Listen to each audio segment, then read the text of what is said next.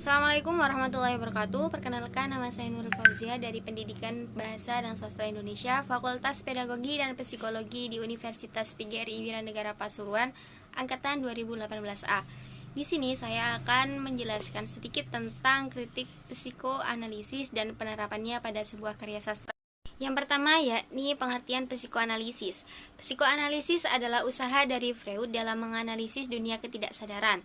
Setelah Freud diangkat menjadi seorang profesor di Universitas Wina pada tahun 1902, dari karyanya dalam bidang neurologi secara berangsur-angsur orang mulai mengikuti jejaknya. Pemikirannya yang kontroversial tentang psikoanalisisnya. Dari situlah muncul murid pertama yang disayangi oleh Freud, yakni Otto Rank, seorang analisis non-media Austria. Kemudian ada Carl Jung yang dianggap sebagai anaknya sendiri. Psikoanalisis adalah sistem menyeluruh dalam psikologi yang dikembangkan oleh Freud untuk menangani orang-orang yang mengalami neurosis dan masalah mental yang lainnya. Psikoanalisis memiliki tugas yakni mengobati penyimpangan mental dan syaraf, menjelaskan bagaimana sih kepribadian manusia itu berkembang dan bekerja, serta menyajikan teori mengenai cara individu dapat berfungsi di dalam hubungan personal maupun masyarakat.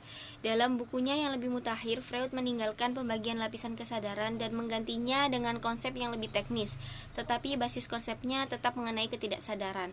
Pembagian itu dikenal dengan sebutan struktur kepribadian manusia, terdiri dari 3 unsur. Yang pertama, ID, adalah bagian yang sepenuhnya berada dalam ketidaksadaran manusia, berisi cadangan energi, insting, dan libido, dan menjadi penggerak utama tingkah laku manusia. ID menampilkan dorongan-dorongan primitif dan hewani pada manusia, dan bekerja berdasarkan prinsip kesenangan. Yang kedua, ego. Ego ini berkembang dari ID ketika manusia mulai meninggalkan masa kekanakannya, sebagai bentuk respon terhadap suatu realitas. Ego bersifat sadar dan rasional.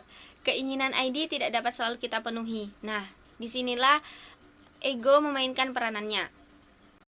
Yang ketiga, superego. Superego ini muncul akibat persentuhan dengan manusia lain. Dalam keluarga misalnya, superego ini ditanamkan oleh orang tua dalam bentuk ajaran moral mengenai baik dan buruknya, pantas dan tidak pantasnya. Superego ini muncul akibat kontrol terhadap ID, terutama jika keinginan ID itu tidak sesuai dengan moralitas masyarakat. Superego selalu menginginkan kesempurnaan karena ia bekerja dengan prinsip idealitas. Selanjutnya, kita akan membahas tentang penerapan kritik psikoanalisis pada karya sastra novel. Hubungan antara psikoanalisis dan sastra dapat kita lihat ketika psikoanalisis menjelaskan tentang konsep sensor dan pekerjaan tak sadar dalam mimpi, yang ternyata memberikan sumbangan besar dalam perkembangan teori sastra modern. Saya mengambil contoh dari Iin Indranuraini yang berjudul Kritik Sastra Novel Klasik dari Katak Hendak Menjadi Lembu, karya Nur Sultan Iskandar. Di sini teori Freud ini digunakan untuk menemukan bahwa kepribadian tokoh-tokoh dan kejadian dalam novel karya Nur Sultan Iskandar ini, yang mana hal tersebut sangat sesuai dengan teori-teorinya mengenai kepribadian manusia yang dikuasai oleh ide, ego, dan superego. Bisa kita lihat dari analisis Raden Surya, tingkah lakunya kebanyakan didominasi oleh unsur kepribadian yang disebut ID. Dorongan-dorongan perilakunya hanya berdasarkan prinsip kesenangan, selalu ngotot dalam menginginkan sesuatu dan selalu mementingkan kepentingan pribadi. Adapun rasa malu yang tidak dimilikinya. Sementara tokoh Zubaidah adalah tokoh wanita yang penurut, namun sebenarnya hatinya menolak semua unsur ini dalam suaminya, sehingga terjadilah konflik emosi dan kejiwaan Edah. Superego menjadi unsur karakter Zubaidah yang berfungsi sebagai lapisan yang menolak sesuatu yang melanggar prinsip moral. Penyelesaian konflik batin Zubaidah dengan disembunyikan yang mengakibatkan Zubaidah sakit karena tekanan batin, karena dia gagal mensublimasi konfliknya dengan baik. Dan dalam menyelesaikan konflik batinnya, Raden Surya mengalami neurosis karena kegagalannya keluar dari konflik emosi di dalam jiwanya. Kemudian contoh yang saya ambil yakni dari novel Merahnya Merah karya Iwan Simatupang. Novel ini termasuk novel kontemporer. Bisa kita lihat dari segi alurnya yang tidak jelas atau kacau, karena tidak adanya urutan penceritaan atau alur yang teratur. Novel ini berciri bersuasana misteri atau gaib. Gambaran tokoh merahnya merah merupakan interaksi dari tiga bagian kepribadian, ide, ego, superego. Ide terdiri atas eros atau libido dan thanos ataupun kematian.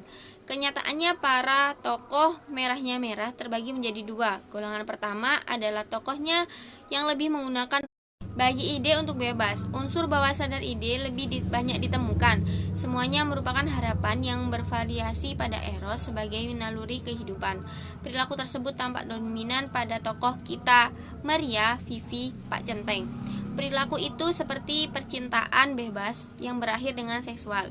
Hidup bebas sebagai seorang gelandangan. Perilaku yang bervariasi pada Thanos diantaranya sebagai algojo, pemancung, kepala tawanan perang dan pembunuh Maria kepada Vivi, dan juga penggalan Pak Centeng kepada tokoh kita. Perilaku tersebut sebenarnya menyiratkan keinginan tokoh untuk menghancurkan kehidupan menuju kematian. Jadi dapat kita tarik kesimpulan, analisis penelusuran unsur bawah sadar tokoh dapat kita ketahui bahwa tokoh utama sering melakukan penyimpangan perilaku yang dipengaruhi oleh unsur bawah sadar. Pengaruh bawah sadar menghadirkan peranan ego dalam memberikan ruang bagi ide untuk bebas berkreasi dari dorongan naluriah.